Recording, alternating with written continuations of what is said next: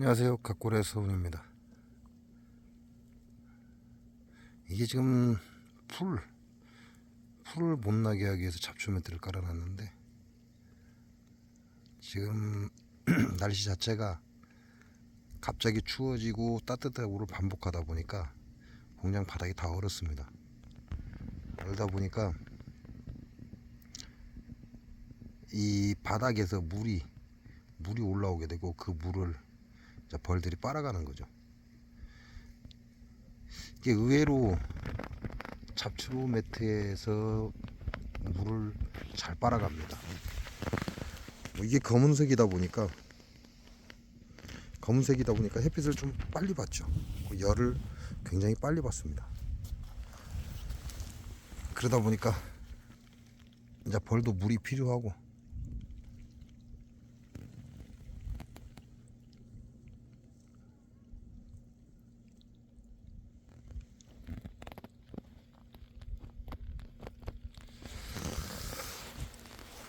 봄불을 깨워놓으면 문제가 이 바람입니다. 바람, 이 냉기 때문에 문제가 많이 되고요.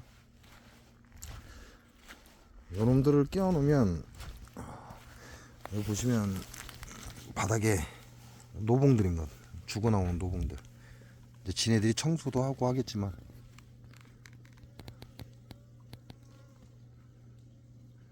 노봉들이 많이 죽어나오죠.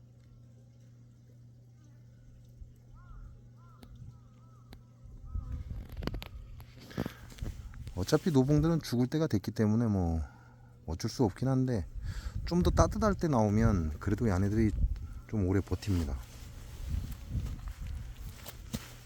근데 지네들이 산란을 나갔기 때문에 뭐 어쩔 수가 없는 거고.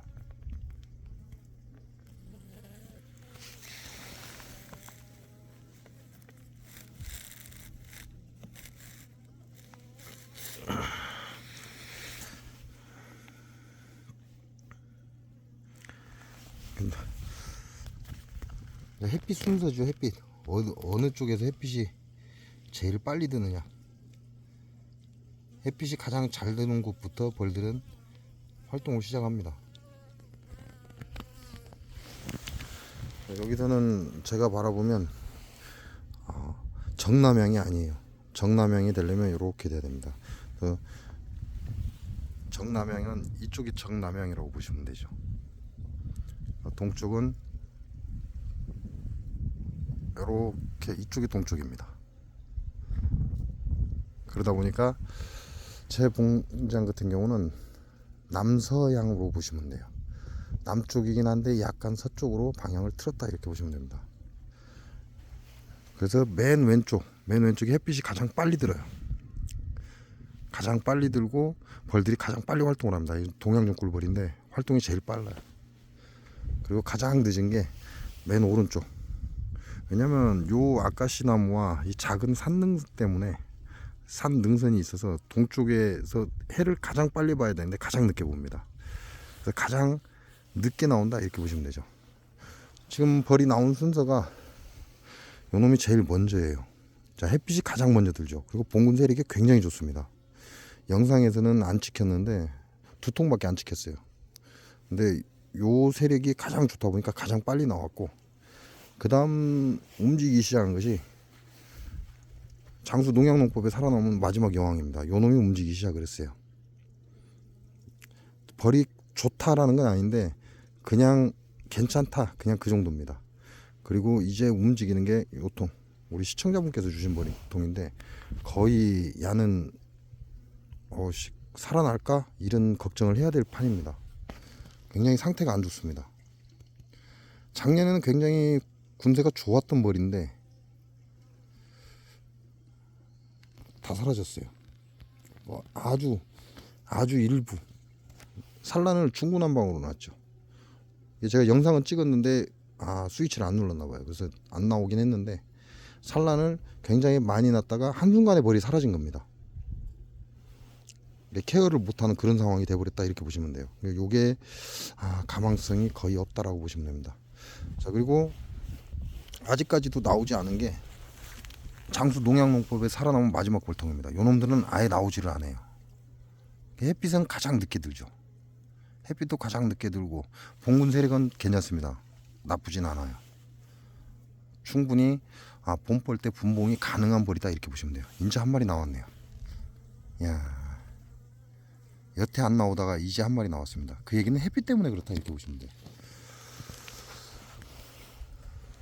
이게 얘들은 봄볼을 깨워놓으면 바람이 차도 좀 약간 차가워도 활동을 해버립니다. 그러다 보니까 노봉이 바닥에 많이 떨어져서 죽죠. 이게 산란이 나간 건 확인했는데 이제 잠깐 오는 추위에 걷어낼 거라고 생각을 했어요. 근데 걷어내지 않고 그대로 애벌레로 전환을 시켰습니다. 그래서 제가 화분떡을 올려주면서 결국은 봄벌을 깨우는 입장이 됐고,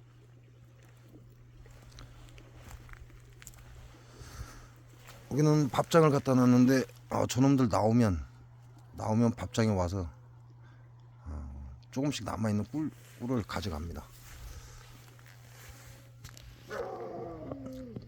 자, 좀 더 따뜻해지면 더 많은 벌들이 와서 붙긴 합니다.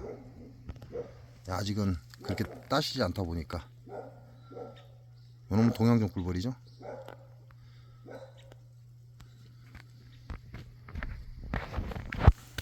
그래서 이제 꿀을 다 빨아먹은 건 이제 화목 보일러에 집어넣기 위해서 빼놨고, 자, 그리고 이제 제가 급수기를 외부에 만들어 줬습니다.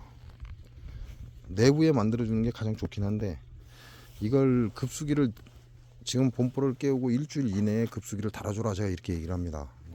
근데 내부에 급수기를 만들어 줘 버리면 얘네들이 산란을 굉장히 많이 나가요.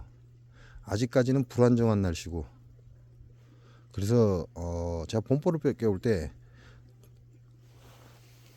약간 압축은 했죠. 근데 첫 번째 장수 농약농법에 살아남은 마지막 벌통은 아예 압축 자체를 안 했습니다. 왜냐면 압축을 하게 되면 엄청난 양의 산란을 나가고, 그러다가 날씨가 안 좋아지면 이게 문제가 발생을 해버려요. 그리고 저 같은 경우는 현재 커튼을 안 내려놨죠. 요놈도 압축 자체가 없습니다. 분봉 들어온 벌인데 굉장히 세력이 좋아요. 장수 농약농법에 살아남은 마지막 벌통보다 오히려 분봉 들어온 이놈이 세력이 굉장히 좋습니다. 그래서 야도 압축이 없고, 요놈은 이제 우리 시청자분께서 지원해 준 벌인데 거의 전멸입니다. 거의 얼마 안 되는 봉군인데 살아날지 모르겠어요. 그래서 야도 압축이 들어갔고, 그다음에 장수 농약농법에 살아남은 마지막 여왕 요놈이죠. 요놈도 약간의 압축을 해줬습니다. 왜냐면 작년에 벌 세력이 너무 안 좋았기 때문에 올해 넘어온 벌이 얼마 없다는 거죠. 그래서 요놈도 약간의 압축을 해줬고, 그러나 거의 그냥 대부분이 압축이 없다시피 한다고 보면 됩니다. 벌 세력이 적지만 그런다고 해서 강하게 압축을 한 게 아니라 약간 헐렁할 정도로 압축을 했고, 그 다음에 보건제도 안에 압축을 해서 밀어놓지 않았습니다. 이거는 올 봄에 오는 서늘한 기후에 얘네들이 어느 정도 방어가 가능하려면 그냥 세대 교체만 바라본다 이렇게 보시면 되죠. 지금부터 27일 날 봄벌을 깨웠나요? 27일 날부터 봄벌을 깨웠으니까 약 40일 동안 세대 교체만 바라보겠다 그 얘기입니다. 그래서 특별한 압축이나 또는 특별한 보온을 하지 않았습니다. 현 상태로 그냥 그대로 유지를 할 것이다 이렇게 보시면 돼요. 자, 이거는 외부 급수기를 검은 이제 우리가 말하는 고무통이죠. 고무통 뚜껑입니다. 고무통 뚜껑인데 야가 검은색이다 보니까 햇빛을 잘 받아요. 햇빛을 잘 받고, 그다음에 이게 지푸라기입니다. 이 지푸라기를 넣는 이유가 벌들이 녹물을 굉장히 좋아해요. 그래서 다른 어떤 걸 넣는 것보다 지푸라기를 이렇게 넣어주면 벌들이 잘 앉아서 물을 빨아갑니다. 그래서 지푸라기를 넣은 거고, 그리고 요거는 제가 잠깐 눌러놨습니다. 지푸라기를 아예 물을 먹이기 위해서 눌러놨던 거고. 자, 그리고 여기에 이제 앉으면 차갑죠. 지금도 차갑습니다. 제가 이제 와서 설치를 했기 때문에 차가워요. 물을 더 추가해서 부어놨고, 그래서 얼었던 거는 요 놈은 아직 얼음이 안 떨어졌습니다. 하단에 보면 자, 얼음이 아직 있죠. 자, 얼음이 아직 있고, 요 놈을 녹이기 위해서 제가 열선을 오늘 넣습니다. 자, 오늘부터 본격적으로 얘네들이 물을 가져가는 걸 돕겠다, 그 얘기가 되는 거고요. 지푸라기 밑에다가 여러분이 잘 알고 있는 삽입형 열선을 이렇게 넣어놨습니다. 10m 짜리고 10m를 바닥에 그냥 깔아놨습니다. 깔아놔서 아침 7시부터 켜질 수 있게끔 타이머를 넣어놨어요.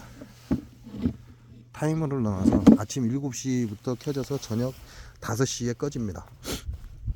그러니까 물을 가져가게끔 하겠다는 얘기죠. 처음에는 잘 앉지를 못하는데 이 물 자체가 따뜻해지기 시작하면 벌들이 여기 와서 물을 가져갑니다. 이걸 안 해놔버리면 이제 지네들이 원래 물 갖고 가던 자리들이 있어요.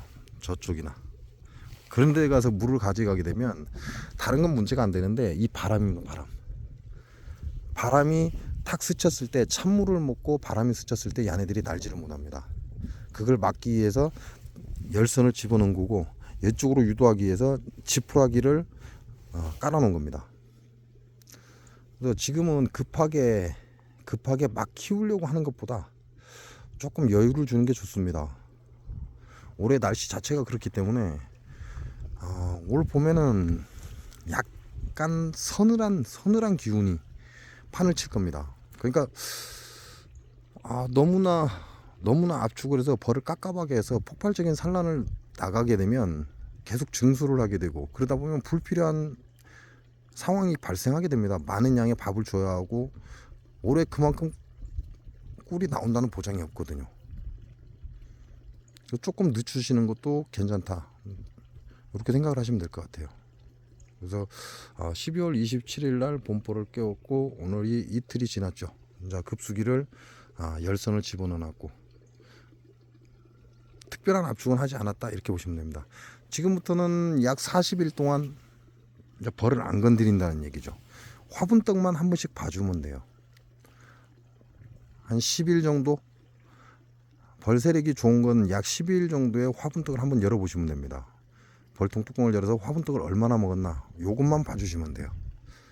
그래서 화분떡 먹은 양에 비례해서 화분떡을 다 먹기 전에 거의 한 5분의 1 정도 남았을 때 새로운 화분떡을 넣어주는 게 좋습니다. 이제 저 같은 경우는 저온 창고에 화분떡이 들어있어요. 저 저온 창고에 화분떡이 들어있고, 이걸 숙성시키기는 하지 않습니다. 그냥 그대로 바로 갖다 집어넣어 버리죠. 물론 숙성시키면 벌들이 더 잘 먹겠죠. 더 빨리 먹고 더 잘 먹고 더 많은 로얄젤리를 생산해낼 겁니다.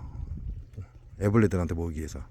근데 그것보다 얘네들은 현재 날씨로는 폭발적인 산란을 나가는 게 그다지 좋지 않습니다. 서늘한 기운 때문에 그렇습니다. 그래서 좀 시간을 지연시키고 서서히 세대 교체를 바라본다, 이렇게 보시면 돼요. 그래서 40일까지 어떠한 증소, 쉽게 말하면 벌이 너무 폭발적으로 늘어나서 증소를 하거나 이런 건 삼가하시는 게 좋습니다. 올해같이 서늘한 날씨가 계속된다면 여러분이 만일 증소를 잘못하게 되면, 증소라는 건 소비를 하나 추가해 주는 거죠. 잘못하게 되면 한 번에 벌이 왕창 떨어지는 충감 현상이라는 걸 겪게 될 수도 있습니다. 그걸 막기 위해서 40일 이전에는 증소를 하지 마라, 이렇게 얘기를 하는 거죠. 그 얘기는 너무 많은 압축을 하게 되면 결과적으로는 벌이 넘쳐나기 때문에 증소를 해야 되나, 이런 느낌이 들 수밖에 없어요. 그리고 너무 많은 압축을 하게 되면 헛집을 짓게 되어 있습니다. 벌들이 헛집을 짓게 되니까 무조건 증소를 해줄 수밖에 없는 상황이 되어버리는 거죠.